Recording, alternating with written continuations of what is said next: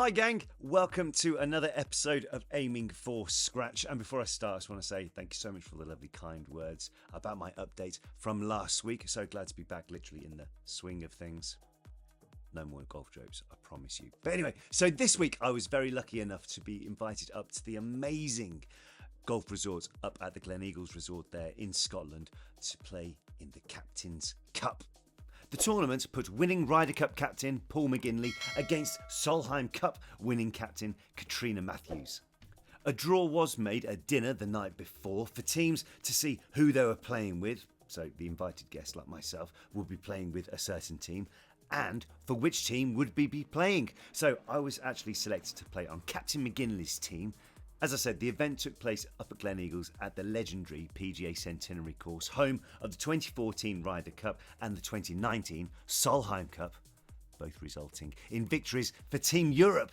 Well, the question is, would our team be victors today? Well, it started with a drive for me on the second hole, which I knew from the moment I teed it up that I hadn't teed it up high enough, and it sent me into the bunker.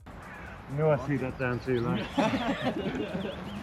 But anyway, the three lads I was playing with were all really decent players and, more important than anything else, were great fun to spend the day with as well. As I've mentioned in previous videos before, when it's just me with the camera, I'll only be recording a certain amount of shots throughout the round. That way I can try and focus in on the golf.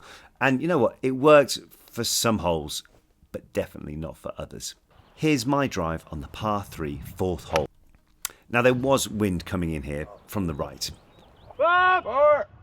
which I took no notice of, which left me in a bit of a challenging chip from here, but there were some spectators as well. Now, there will be more on why this chip worked very, very soon, but I won't give the game away just yet. Anyway, I want to give a big shout out to Rob, who was actually the standing cameraman for this shot.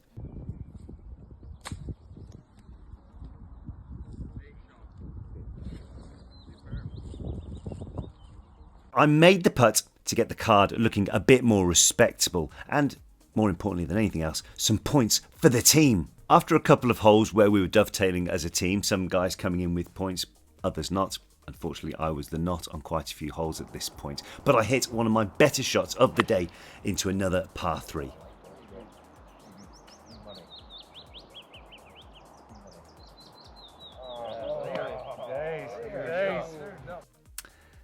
And then went on not to make advantage of the birdie putt.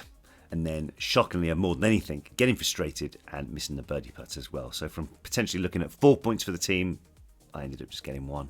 Oh dear, I said to myself. No, actually, more likely, it was you. Anyway, the joy of playing a Ryder Cup course was actually the ability to replicate some of the shots from match-winning holes from years gone by. So here's me trying to replicate Jamie Donaldson's match-winning approach shots to the 15th hole, about 150 yards out.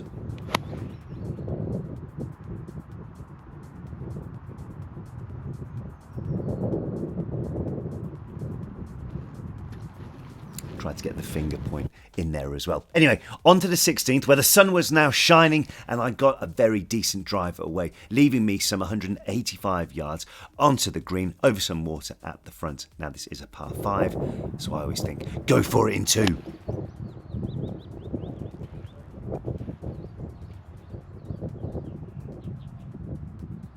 Yep, that's all right. So after I'm standing over my putt here for an eagle, I can see parking his buddy on the bank, our captain, Paul McGINLEY.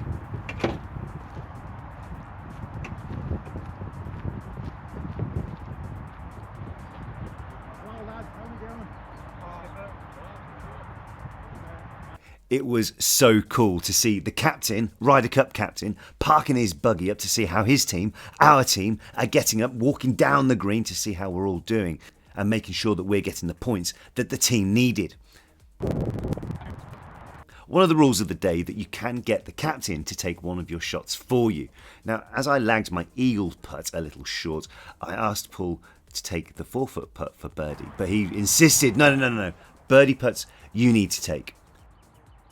Exactly what I didn't like. And I listened to him, and I hold it. Big birdie. On the 18th hole, Paul agreed to take my approach chip into the green and set me up for a nice birdie putt. Take that. Oh, how did that not go in? Curse of the commentator. Yeah, exactly. How did that go in? Yeah. Which didn't drop. Gutted. As a team, we made some good points, which contributed to the Team McGinley being victorious. But before we found out the result, I took this chance to ask the Ryder Cup legend about golf and any tips he's got for me to achieve my aim of getting down to scratch. Paul, first of all, thanks so much for having us here at the Captain's Cup. What made you want to get involved? Well, I came in the back way, Ali. I was a footballer to the age of 19, and I played during the summer. I was like 5 or 6 handicap, and then I broke my knee playing football, and that's when I started to play golf. Right, okay. So if I hadn't done my knee, I would never have been a golfer. So, but my dad played, so I got the fundamentals from him. We used to play during the summers, and yeah, kind of just ignited from the age of 19. Right, okay. So you were 5 or 6 handicap then? Yeah. So I'm a 6.7. Yeah. So 7. Yeah. What did you do to get down to the standard you got to? Yeah, well, where I was lucky was I got down to scratch handicap. Then I went to college in America and had a great coach over there. He was an old school coach, and rather than changing me, because I wanted this perfect swing like Nick Faldo did. Yeah. You know, I wanted to get my hands higher, and then he was like, no, and he kept, you know, this is your DNA, this is who you are. This is your size, this is your DNA, this is what comes easy to you. You're just going to get better at what you do. Okay. And own what you do. Right. And that was great advice. And the one guy on tour who did that better than anybody was Monty. And that's why I really admire Monty's career. You know, Monty came on tour and he had this big sloppy fade. And as he just went on, he just got better and better at perfecting it. And he owned his golf swing. That's why he never had to over practice it, because he knew every single day what he was trying to do. Right. And in terms of practice and stuff like that then, did you structure that to do that? Like, so you weren't focusing on someone else's swing, so Yeah, it's very much your exactly, idea. yeah. Now, I focused on, when I was looking, like Ian Woosnam now was a similar stature to me, so I'd look at his style of swing. So guys who swung the club quite flat, you know, they were the guys I'd look at. So I'd never, again, look at Greg Norman or Nick Faldo or any of those guys the way they swung, because they had different statures than me. Yeah. So it's very important to stick to who you are, what comes naturally to you, and just get better at what comes natural to you. Okay. Perfect. Right, I'll give that a go. Awesome. Okay. Thanks so much, Phil. Thanks. Fundamentals, that's the big key. After the celebrations, I was able to have a knock on the very fun pitch and putt course, which is right outside the hotel. And for a very first time, like literally first time for anything, even Mrs. Phelps played. All in all, it was a great trip north of the border before the drive home. And I've got a couple of shout outs for you guys today. So a question in the comments from the last video from, great name, Golf Guru 0962. And he said, as a scratch golfer, brother, with your levers, you should be smashing it. Great little swing. Thank you very much. Anyway, he goes on to say, what's your target for this year, my friend? Well, I've got to be honest with you. Honest answer, I've got no idea. So I'm hoping to be around 4 or under. Hopefully a little more I'll be able to get off the handicap, but it's all just about sticking to it and just keep going until all the pieces start to click together, which some of them are and others definitely not. So it's just going to be more and more perseverance with that. Also, I need to give a quick shout out to Alex Morrison, who dropped me a message a couple of weeks ago on the Instagram page, which is this address here, and he was just saying that he's a 5.7 handicap and his goal is to get to scratch as well. So mate, good luck buddy, all the best with it. But anyway, for everyone else, thank you so much for joining. That's it for this week. Now there are some really cool videos coming up very soon, so if you haven't already, please remember to click subscribe. That way you'll be able to see all these new things that are coming up, which is definitely starting to help my game.